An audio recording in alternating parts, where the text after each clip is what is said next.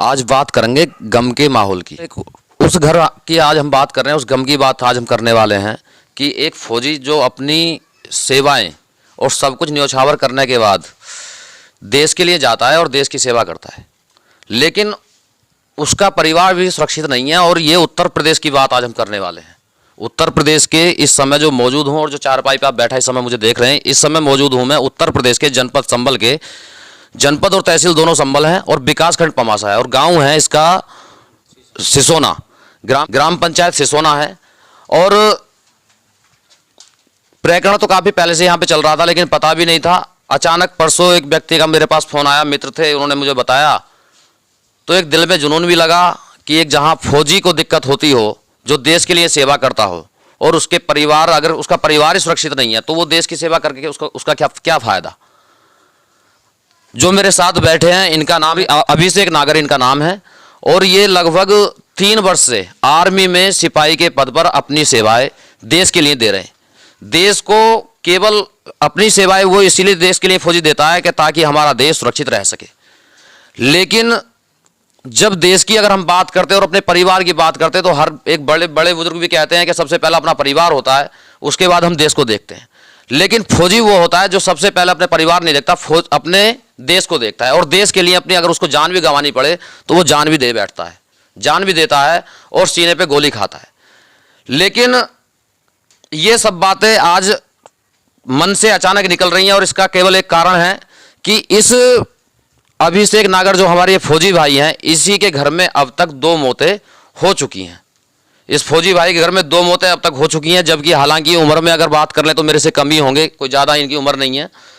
और 2 मौतें इस घर में हो गई। पहली मौत हुई इनके सगे छोटे भाई की, लगभग अब से 3 से 4 महीने पहले इनके सगे भाई को मार दिया गया, और गोली से इनके सगे भाई को मारा गया इनके घर पे ही। उस समय भी केवल वीडियो का आधार रहा या कुछ अन्य लोगों का आधार रहा, केस फाइल हुआ, पुलिस ने कुछ कार्रवाई उसमें कोई खास नहीं की, केवल 5 लोगों के नाम केस फाइल किया, एक अज्ञात में और 4 लोगों के नाम, चारों के नाम दर्ज रिपोर्ट हुई, उनको केवल उठाया और जेल भेज दिया। बड़ा आसान रास्ता था कि उठाया और जेल भेज दिया, कोई बड़ी बात इसमें नहीं थी क्योंकि वीडियो का आधार था। लेकिन कुछ समय गुजरा, पुलिस ने बिल्कुल ये नहीं देखा कि इस घर में फौजी भी रहता है, और जब फौजी देश की सुरक्षा कर रहा है तो उनका पुलिसकर्मियों का दायित्व बनता था, उत्तर प्रदेश सरकार का यह दायित्व बनता था कि उन्हें परिवार को सुरक्षा दे देनी चाहिए थी। लेकिन परिवार को उस समय सुरक्षा नहीं दी गई। 3.5 से 4 महीने गुजरे, लेकिन इसी दौर में एक घटना और हुई इनके साथ। केस को वापस करने के लिए इन पर 56(3) में मुकदमा पंजीकृत कराया गया 376 के लिए। हालांकि केस फाइल नहीं हुआ। उस समय पुलिस ने मदद की, विवेचना जो भी हो रही है, पता नहीं उसमें सब क्या चल रहा है। लेकिन 24 तारीख के दिन की बात है या रात की?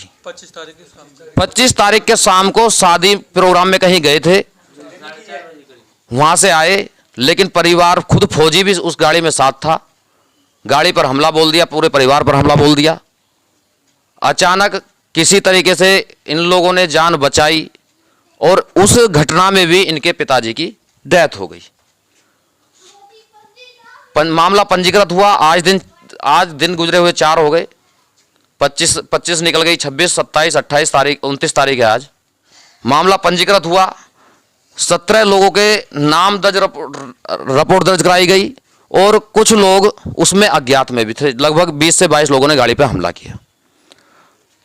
लेकिन उत्तर प्रदेश सरकार, अगर वो संभल प्रशासन की, पुलिस प्रशासन की अगर हम बात कर लें, तो कार्रवाई के नाम पर अभी तक भी 0 है। केवल उन लोगों में से एक को उठाया और उसको तुरंत जेल भेज दिया। आखिर ऐसा कब तक, कैसे चलेगा, और क्या है, किस तरीके से पूरा प्रकरण है, ये भी मैं फौजी भाई से जानूंगा। फौजी भाई, नाम बताओ अपना। मेरा नाम अभिषेक नागर है। अभिषेक जी, जो आप सर्विस दे रहे हैं वो किस में दे रहे हैं? मैं आर्मड में सर्विस कर रहा हूँ इस टाइम। आर्मड? जी। अच्छा, किस जगह पे पोस्टेड हो? अभी मैं पुणे में पोस्टेड था, अभी उधर से पटियाला आ गया हूँ, पंजाब। अभी पटियाला पंजाब में आप पोस्टेड हो, और जो ये आपके घर का घटनाक्रम है, इसको किस तरीके से आप लेते हो, क्या सोचते हो इस घटनाक्रम के बारे में, और कैसे कैसे ये घटनाक्रम हुआ, ये सभी बातें बताओ। मैं, मेरे पापा, चाचा, ताऊ, हम सब लोग थे, बारात में गए थे वहाँ पे। तो उन लोगों ने मेरा झांपड़ झूपड़ मारा था, तो मेरे चाचा जो हैं उन्होंने मुझसे बोला अभिषेक इन लोगों की निगाह तेरे ऊपर है, तू घर चला जा। तो मैंने अपने चाचा से बोला खाना खाने के बाद हम निकल जाएंगे। चाचा ने डंडा उठा लिया था हमारे ऊपर, बोला खाना खूना कुछ मत खाओ, घर जाके खाना। तो मेरे चाचा ने मेरे पापा और उनका लड़का था 11 साल का, और एक मेरा छोटा भैया था 15 साल का, और मेरा भैया, हम 4-5 लोग गाड़ी में बैठाए थे और गाड़ी घर के लिए रवाना करती थी। मैं गाड़ी लेकर जब जा रहा था गांव में होगा, कुबरीराम गांव में होगा, तो वहाँ रास्ते में एक बाइक लगा रखी थी और 4-5 खटिया डाल रखी थी। एक लड़का डंडा लेकर निकला, उसने सीधे डंडा मारा था उस गाड़ी शीशे में, और पीछे से ईंटियाँ बरसाने लगे। मेरी गाड़ी बंद हो गई थी, तो मैं गाड़ी में से उतरा, मेरे एकदम उतरते ही डंडा मार दिए थे। मेरे पापा मुझे बचाने के लिए उतरे थे, तो पापा के सर में एक लोहे की सरिया से हमला किया था, जो कि तुरंत ही उनकी डेथ हो गई थी। मौके पर उनकी डेथ हो गई थी। अच्छा जसवीर जी, आप प्रार्थी हैं इस पूरे मामले में, आपसे भी हम इसमें बात कर लेते हैं। तो ये जो शुरुआत, इस झगड़े की शुरुआत जो हुई वो कैसे कैसे कहाँ से, मतलब पूरा एक बार प्रकरण बताओ। शुरुआत में यह है कि हम पूर्व प्रधान थे और वो फिलहाल के जीते हुए प्रधान थे। अब प्रधानी वो जीत गए, तो मैं रोजगार सेवक हूँ, मुझे हटाने के लिए उन्होंने ये प्रक्रिया अपनाई। कानून के नाम पर वो जीरो रहे और मैं नहीं हटा। ब्लॉक ने और अधिकारियों ने मेरी मदद की, कोई बात नहीं है, ऐसा नहीं हटते हैं।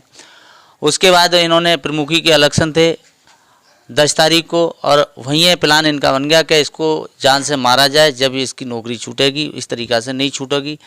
मेरे घर पे जो हमला किया था उस दिन, वो लगभग 30-32 लोग थे, और 30-32 पहले तो उन्होंने रोड़ाबाजी की थी, जिसमें हम अपने घर पे चढ़ के और अपनी छतों पे चढ़ के बचे थे।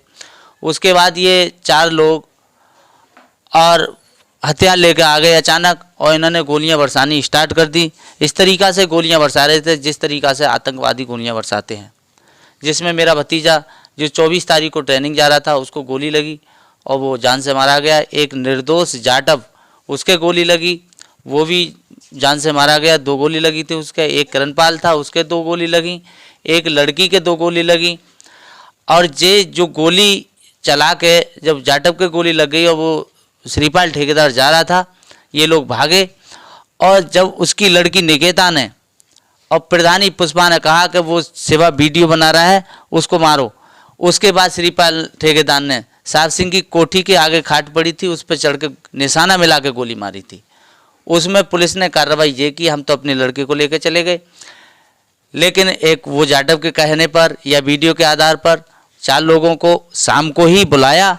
वो अरेस्ट नहीं हुए थे, पकड़े नहीं गए थे। कुछ नेताओं की मदद से 30 लाख रुपए दिया था जो कपिल सिंघल है उनको, और उन्होंने जाके थाने दे दिए, और थाने जाके उनकी पूरी मदद हुई। कोई एक डंडी न टूटी, किसी का एक देवला नहीं टूटा। हमने कहा था पुलिस से, साहब कोई कार्रवाई ऐसी करो कि ये 30-32 लोगों में से 8-7 आदमी कुछ ना हो तो 15-15 दिन के लिए जेल चले जाएं, ताकि गांव में शांति व्यवस्था बन जाए। हमारी बात एक ना चली साहब, बोले कोई बात नहीं, घटना स्थल एक थी, रिपोर्ट हो गई, अब कुछ नहीं होने वाला है।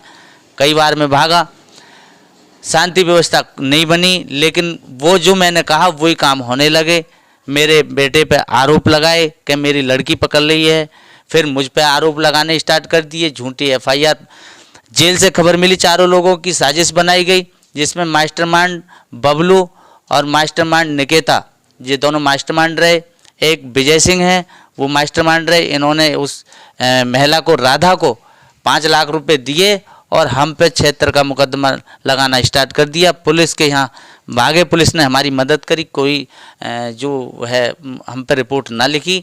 फिर उन्होंने रास्ता बताया कि आप 156(3) में मुकदमा डालिए, उसके बाद FIR होगी। फिर साहब राधा ने 156(3) में मुकदमा डाला। मुकदमा डाल के हम पे कार्रवाई हुई, लेकिन पुलिस ने इतनी मदद करी, हमें पकड़ने से बचाया कि पकड़ा नहीं है। पुलिस आई 2 बार कह सरेंडर कर दो, आप सरेंडर कर दो। हमने कहा हम सरेंडर क्यों कर दें, हम तो झूठे में, हम ऐसे झूठे में हम कैसे जेल जाएंगे। झूठे हमारा भतीजा मार दिया और हमें झूठे में जेल भेज रहे हो, ये तो अच्छी बात नहीं है। अब CO साहब से बात हुई, बोले कि कोई बात नहीं है। तो फिर साहब मैंने मदद मांगी, मैं कहा साहब मुझे एक लाइसेंस की ज़रूरत है, मुझे लाइसेंस दे दीजिए। तो लाइसेंस के नाम पर जब तक ये क्षेत्र का मुकदमा पड़ गया, 15 दिन पहले पंकज बालियान है, मैंने उनको ये लाइसेंस की फ़ाइल दी, उन्होंने 15 दिन तक चूतिया बनाया। अब वो कह रहे हैं कि ये जब तक स्पंज नहीं हो जाएगा, मामला तुम्हारा शांत नहीं हो जाएगा, ये क्षेत्र वाला कट नहीं जाएगा, जब तक रिपोर्ट लगानी बेकार है। तो मैं चाहता हूँ मेरे परिवार की किसी तरीक़ा से सुरक्षा करी जाए, और नहीं तो एक एक करके ये हमारा टारगेट बना रहे हैं। मुझे मारने के टारगेट में इन लोगों ने, फौजी को मारने के टारगेट में बम मार दिया, मुझे मारने के टारगेट में मेरा भतीजा मार दिया। इस तरीक़ा से तो एक एक करके ये मारते रहेंगे, और जेल वाले तो साजिश बना के भेज देते हैं, बाहर वाले करते रहते हैं साहब। सवाल उठता है, सवाल उत्तर प्रदेश सरकार पे ही उठता है सीधा, जो कहती है मैं कानून व्यवस्था जी मजबूत है, ये है वो है। कहाँ है कानून व्यवस्था मजबूत? अगर कानून व्यवस्था मजबूत होती तो पहले गोली चली, मृत्यु हुई, दो लोगों की मृत्यु हुई, डबल मर्डर यहां पर हुआ, और उसके बाद भी पुलिस की, इस उत्तर प्रदेश शासन की अगर हम बात कर लें और जनपद संभल की अगर हम बात करें, तो जनपद संभल के पुलिस के कानों पर जूं नहीं रहेंगी। पुलिस प्रशासन की इसमें सरासर नाकामी कहीं ना कहीं रही, क्योंकि उनके कानों पर जूं नहीं रहेंगी। अगर उसी समय इस परिवार को सुरक्षा मुहैया कराई जाती तो आज हो सकता है कि इनके जो भाई थे विजेंदर, वो इनके बीच बैठे हुए होते। कहीं ना कहीं सरकार केवल हवाबाजी करना और हवाबाजी करते हुए कि जी हम इतना सुरक्षा कर रहे हैं, यहाँ पर कानून का राज है उत्तर प्रदेश में। कहाँ है कानून का राज और कहाँ दिखाई दे रहा है? उत्तर प्रदेश पुलिस को चाहिए और उत्तर प्रदेश सरकार को चाहिए कि ऐसे लोगों की सुरक्षा करें, और ऐसे जो लोग लगातार दूसरे परिवार पर हमला करे जा रहे हैं उन लोगों पर कार्रवाई करे। किस वजह से उत्तर प्रदेश सरकार और उत्तर प्रदेश पुलिस क्यों आखिर ऐसे इतने बड़े मुद्दे को लेकर भी शांत बैठे हैं? क्या इन लोगों को कोई राजनीतिक संरक्षण नहीं है इसीलिए केवल, या कोई राजनीतिक, जब तक यहाँ राजनीतिक पार्टियां, विपक्षी दल यहाँ पर नहीं आएंगे और आने के बाद इस मुद्दे को नहीं उठाएंगे, क्या उत्तर प्रदेश सरकार की आंखें तब खुलेंगी? आखिर ऐसा कब तक चलता रहेगा? समर इंडिया के लिए जनपद संभल से अनुज कुमार गोस्वामी।